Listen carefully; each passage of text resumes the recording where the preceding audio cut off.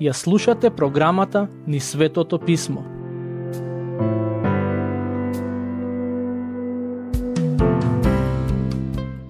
Драги слушатели, денешната епизода ќе ја започнеме со обработка на Псалм 61. Всушност, денес и во следната епизода ќе обработиме неколку псалми кои се многу слични по содржина и во нив се зборува за молитвите на побожните луѓе со кои тие бараат заштита и избавување од Господ. Покрај другото, во овие псалми ќе читаме за верата на Божите луѓе, а се надевам дека ќе бидеме доволно мудри и проникливи и да го видиме Господ Исус Христос во овие старозаветни песни.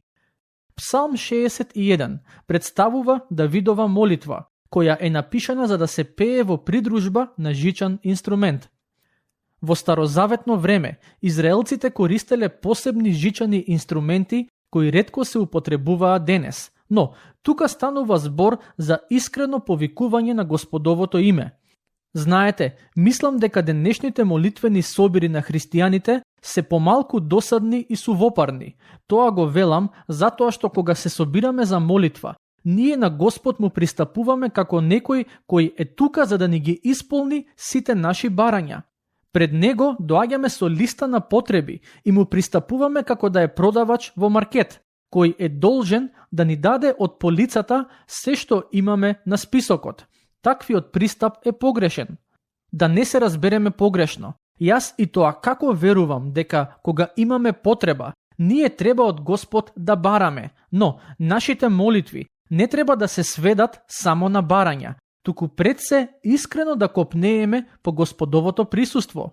Првично да го посакуваме Него, а не тоа за кое имаме потреба. Ке почнеме со читање на првите 2 стиха. Услиши го, Боже, моето молење. Прими ја молитвата моја. Кон Тебе викам од крајот на земјата, зашто срцето ми папса. Подигни ме на висока карпа.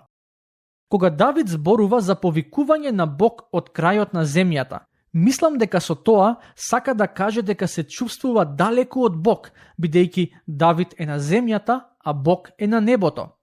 Тој како да сака да каже, кога се молам, некогаш чувствувам како да сум на крајот од земјата, а Бог е некаде далеку. Тоа што Давид сакаше е да ја почувствува Божјата блискост и затоа ја побара во молитва. Тој исто така бара од Бог да го подигне на висока карпа. Сакам само да појаснам дека ова не е молитва со која Давид бара Господ да го прослави или да му даде некоја важна позиција. Ова е едноставно барање за Господ да го подигне Давид, да не се чувствува дека е на дното. Стих 3. Зашто ти си моето прибежиште, крепосен заклон од непријателот. Колку прекрасна слика за Бог. Тој е прибежиште и заклон од непријателот и сите животни бури. Стих 4. Дај ми да се населам вечно во Твоето живеалиште, да се засолнам под покривот на Твоите крилја. Како и во еден од претходните псалми, и тука читаме за Божите крилја кои се знак за засолниште. Дали Бог на вистина има крилја? Не, ова е само начин на изразување. Стих 5. Зашто Ти, Боже, ги чу моите молитви и им даде наследство на оние кои се бојат од Твоето име. За какво наследство станува збор во овие стихови? Дали за материјални богатства? Не би рекол, бидејќи познавам луѓе кои имаат стравопочит од Бог, а сепак не добиле материјално наследство од Него. Тука станува збор за духовните благослови, кои Бог им ги дарува на оние кои имаат вера во Него, но исто така и на вечниот живот и сите други благодети кои доаѓаат со Него. Стихови 6 и 7. Додај му уште денови кон деновите на царот и продолжи му ги годините од род во род, за да владее вечно пред Бога. Милост и верност испрати му за да го чуваат. Давид повторно ја бара Божјата милост во својот живот и јас повторно ќе напоменам дека таа милост ни е потребна на сите нас. Всушност, Секој нов ден кој го живееме е подарок на Божјата милост. Без неа, уште во овој миг ќе бидеме мртви. Секој добар дар кој го уживаме во животот, од храната па се до пријателите, се дарови на неговата милост. Стих 8. И така, со песна ќе го воспевам Твоето име и ќе ги извршувам своите завети секој ден. Ако сте дале некаков завет пред Бог, добро ќе е да го исполните. Бог очекува да го одржиме зборот кој сме му го дале, а тој сигурно ќе ни помогне во тоа. Со тоа доаѓаме до Псалм 62. Насловот на овој псалм ни открива дека станува збор за песна која е наменета за хороводителот, односно за Једутин, и е напишан од страна на Давид. И претходно наидовме на псалм во кој се спомнува името на Једутин. Мислам дека тоа беше 39-тиот псалм, а неговото име ќе се појави и во некој од идните псалми. Тој беше водач на хорот, а и на оние кои свиреа на инструменти во шаторот, а потоа и во храмот. Ова е песна во која често се спомнува зборот само. Станува збор за доста едноставен псалм, во кој Давид на едноставен начин ја објаснува својата вера во Бог. Мене ми наликува на довербата која детето ја има во својот родител. Ке почнеме со читање на псалмот, стих 1. Само во Бога се успокојува душата моја, од Него е моето спасение. Во првиот стих од овој псалм, Давид пишува за спокој, поим кој им е навистина непознат на многумина денес. Луѓето се обидуваат да го најдат спокојот за нивните души на многу места и преку многу активности, но сепак неуспешно. Вистинскиот спокој и мир можат да се најдат само кај Господ. Овој стих не подсетува и на една многу важна вистина, а тоа е дека Господ е спасение на оние кои се надеваат на Него. Давид го искуси Господ како спас од многу неволји, а истото можете да го доживеете и вие.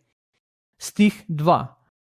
Зашто тој е Бог мој и мој спасител, тврдина моја, нема да се поколебам. Ова е навистина неверојатен псалм и би сакал да ви споделам еден цитат кој многу добро и соодветно ја доловува суштината на псалмот. Авторот на цитатот вели: Два пати во овој псалм Давид многу описно зборува за Господ како за негово прибежиште и спасение, во 2 и 6 стих. Покрај тоа, за него зборува како за своја слава, карпа и така натаму. Ако Господ е твое прибежиште, што може да ти стори непријателот? Ако Господ е твоја тврдина, кое искушение може да те повреди? Ако Господ е твоја карпа, која бура може да ти наштети? Ако е твое спасение, која меланхолија може да те порази? Ако е твоја слава, која неволја може да те поколеба? Секој кој се бори со некакво искушение, нека го побара Бог и ќе го искуси како свое прибежиште. Секој кој е искушуван од гласниците на сатаната, нека го побара Бог како своја одбрана. Секој кој минува низ некакви сомнежи, нека го побара и искуси Бог како своја карпа. Секој кој се бори со гревот, нека го побара и доживее Бог како свое спасение. Сите овие нешта ви се достапни преку вера. Стихови 5 до 7. А ти, душо моја, само на Бога чекај, зашто само во Него е мојата надеж. Само Тој е моја карпа и спасител мој. Тврдина моја и нема веќе да се колебам. Во Бога е моето спасение и мојата слава. Бог ми е силна карпа и прибежиште мое. Надевајте се во Него сите луѓе во секое време. Отворете го срцето ваше пред Него. Бог е нашето прибежиште. Синовите човечки се само суета. Синовите човечки се лага. Кога би ги ставиле на мерило, тие сите заедно би биле полесни од здив. Овој псалм е всушност како една молитва, во која царот Давид едноставно го излева своето срце пред Бог. Правејќи го тоа, тој ни дава многу добар пример за тоа каков меѓусебен однос треба да негуваме со Бог. Знаете, денес некои христијани се плашат да се молат или кога се молат, се многу сувопарни во своите молитви. Јас би ве охрабрил да негувате жив меѓусебен однос со Него, да го славите и да му се обраќате во секое време и секоја ситуација. Правете напор да одвоите барем малку време за молитва во текот на денот. Ако не можете да најдете мирно место во вашиот дом, излезете на прошетка и помолете му се на Бог. Но немојте да ја правите истата грешка која многумина ја прават. Тие еднаш ке му се помолат на Бог, и ако не видат брзи резултати од молитвата, веќе не се молат. Знаете, Бог не функционира на тој начин. Во молитвата е потребно да бидете истрајни. Доаѓаме до Псалм 63, кој е еден од попознатите псалми во оваа старозаветна книга. Всушност, на него јас гледам како на лековита крема која се става врз раните на душата, која помага раните да се исцелат и заздрават. Ова е неверојатна песна која служела за благослов на многумина низ историјата на црквата. Јован Златоуст рекол дека црковните отци се согласиле дека верниците треба секој ден да го пеат овој псалм. Се верува дека во првата црква овој псалм се пеел секојдневно или барем за време на секој собир на црквата. Тоа значи дека христијаните ги започнувале своите богослужби пеејќи ги овие зборови. Ке почнеме со читање на првите два стихови. Боже, Ти си мојот Бог, Тебе те барам. За Тебе зажедне душата моја. За Тебе копне е телото мое како пуста земја, неплодна и безводна. И така, со поглед те барав во светилиштето Твое, за да ја видам Твојата сила и Твојата слава. Само човек кој има вистинска вера може да зборува и пишува на овој начин.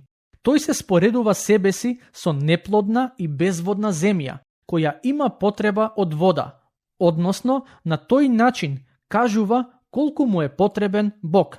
Давид многу добро ја познаваше израелската област и сигурен сум дека додека ги пишувал овие зборови, тој на ум имал некоја пуста област од Израел на која очајно и била потребна вода.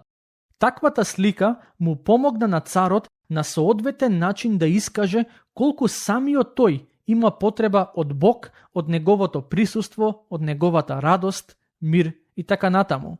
Сакам да ве прашам денес, дали вие чувствувате таква жет за Бог во вашиот живот? Дали би можеле да кажете дека копнеете за Него, онака како што сувата земја копнее за вода? Јас би сакал во моето срце да има таква жет за Бог, а се надевам дека и вие ќе почувствувате таков копнеш. Слушнете што вели во стиховите 4 и 5. Така ќе те благословувам во животот мој, и во Твое име ќе ги кревам рацете мои. Како со маст и масло се наситува душата моја, и со радосен глас ќе те фали устата моја. Ова е еден вид на завет кој авторот го дава, велејќи дека ќе го благословува Господ низ целиот живот и со радосен глас ќе го слави устата негова. Господ е достоен и заслужува да го благословуваме и со радосни звуци да го славиме за сите негови дела. Сега на ред доаѓа Псалм 64. За него не ни се познати околностите во кои е напишан, но сепак она што го знаеме е дека Давид е авторот на овој псалм. Во својата содржина, оваа песна е слична на останатите од овој дел од книгата. Како и во многу од останатите псалми, така и во овој, Давид кај Господ бара заштита од неговите непријатели. Оние кои се надеваат на Господ и денес треба да ги користат овие зборови за од Господ да бараат милост и закрила во време на неволја. Еден ден, кога црквата ќе биде прогонувана поради верата, сигурен сум дека верните ќе најдат утеха во овие зборови. Стихови 1 и 2. Чуј го, Боже, гласот мој кога ти се молам. Зачувај ми го животот мој од непријателот што ме застрашува. сокриме од тајните завери на грешниците, од плановите на злочинците. Се чини дека за царот Давид молитвата беше еден вид на засолниште, но не само тоа, туку дека молитвата му беше најбезбедното засолниште кое го имаше во животот. Би било корисно и за нас ако научиме да имаме таков став кон молитвата. Знаете, кога ќе погледнам на светот околу нас, на состојбата во која се наоѓа општеството, сваќам дека како верници нашата надеж не треба да ја положиме во водачите, политичарите, науката, образованието и така натаму. Овие нешта немаат сила да го променат човекот. Ако сакаме да најдеме извор на надеж, кој нема да не разочара, ќе треба да го следиме примерот на Давид и таа надеж да не ја бараме гледајки околу нас, туку перувајки го погледот нагоре кон небесата. Сега доаѓаме до Псалм 65, кој е познат како псалм на обнова и избавување. Од овој псалм ќе прочитаме само еден стих, но сакам да напоменам дека во него се зборува за тоа како Господ ги слуша молитвите на оние кои му се молат и бараат милост од него. Но авторот исто така зборува и за начинот на кој Господ се грижи за целата земја, а сето тоа го прави со цел да ги благослови луѓето. Стих 1. Тебе, Боже, ти припаѓа похвалата на Сион и тебе ќе ти се даваат завети. Кога авторот пишува за Сион, тоа не се однесува на небесниот Сион, туку на гората Сион која се наоѓа кај Ерусалим. Јас сум бил на тоа место. Поентата е да каже дека Господовото име треба да биде славено, а верувам и ќе биде славено од гората Сион, односно дека израелскиот народ ќе го прослави Господовото име. Со тоа доаѓаме до Псалм 66, за кој денес имаме многу малку време. Авторот на овој псалм не ни е познат, а и не ја знаеме историската позадина, односно околностите во кои е напишан. Но, она што ни е познато е дека станува збор за славителски псалм. Мислам дека 8 стих најдобро ја пренесува главната порака на оваа песна. И таму се вели: Благословувајте го народи нашиот Бог и искажете му похвала гласно. Ова е повик да го славиме Господ за сите негови добрини. Ова е псалм кој израелците го пеат уште од времето на Давид, но ова е псалм кој и христијаните смеат и треба да го користат во нивното славење на Господ Исус Христос. Тој е достоен за да го благословуваме неговото име и во секое време во нашите срца и на нашите усни да има похвала за неговата големина. Тука ќе го завршиме денешното проучување. До следното, Бог нека ве благослови.